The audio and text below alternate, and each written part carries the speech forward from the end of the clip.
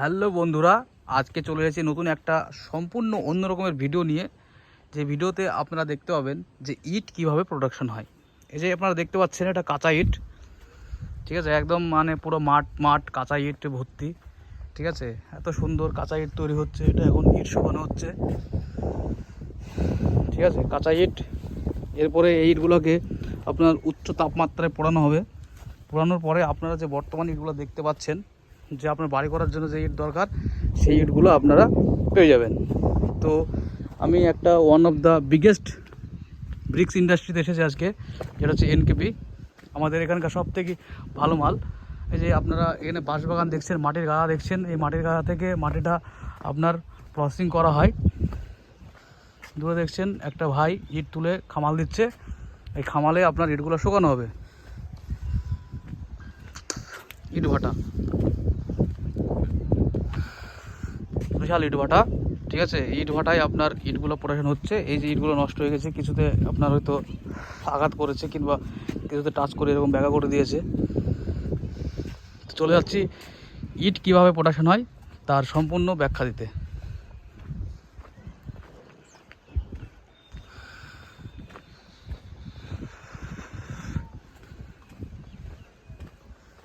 এই যে পুরো ইট একদম সুন্দর সুন্দর করে ফিনিশিং, সুন্দর ইট একদম, ঠিক আছে। এই যে ইট সকালবেলা এগুলো পাড়া হয়, কারণ এখন রোদ উঠেছে, তো রোদের টেম্পারেচারের জন্য যারা শ্রমিক থাকে তারা ঠিকঠাক করে ইট এখানে প্রোডাকশন করতে পারবে না।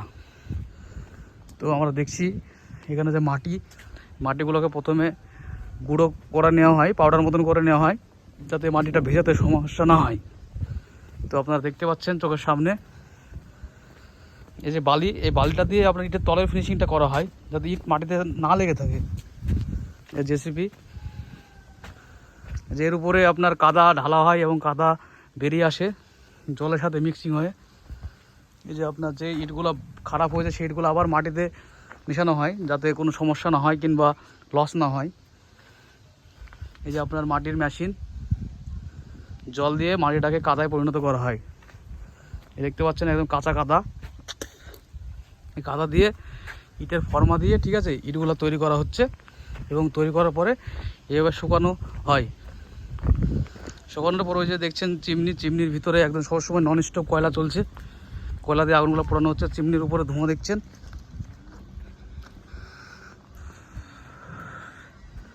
চিমনিতে ইটগুলো পোড়ানো হয়। শুধু ইট আর ইট, শুধু ইট আর ইট।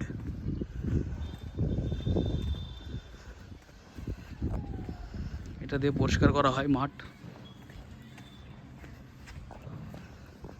তারপর ইটটা পোড়ানোর পরে প্রায় 16-17 দিন ধরে ইটটা পোড়ে। ইট পড়ার পরে যে কীভাবে ইটটা হয় সেটাই আপনাদের দেখাবো।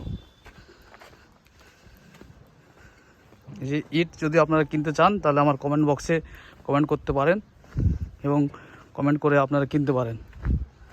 এর ভিতরে ইট ভরা আছে, এটা আগুন দিয়ে আপনার কয়লা দিয়ে উচ্চ তাপমাত্রা ইটটা পোড়ানো হয়। ইটটা শুকোতে দেওয়া হচ্ছে, শুকানোর পরে ইটটা আপনার চিমনির ভিতরে ঢোকানো হবে, ঠিক আছে। এখানে এক কোয়ালিটির দেখাচ্ছে যে ইটটা আপনার হচ্ছে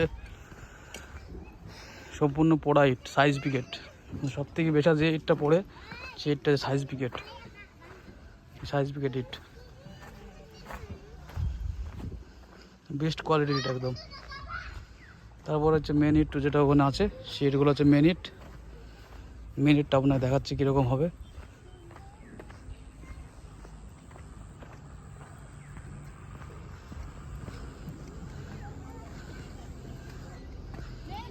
যে ইট, এত সুন্দর সুন্দর ইট, ঠিক আছে, আপনারা জীবনে প্রথমবার দেখছেন মনে হয়, ঠিক আছে। গাড়ি আসছে, গাড়িটা এখানে লোড হবে।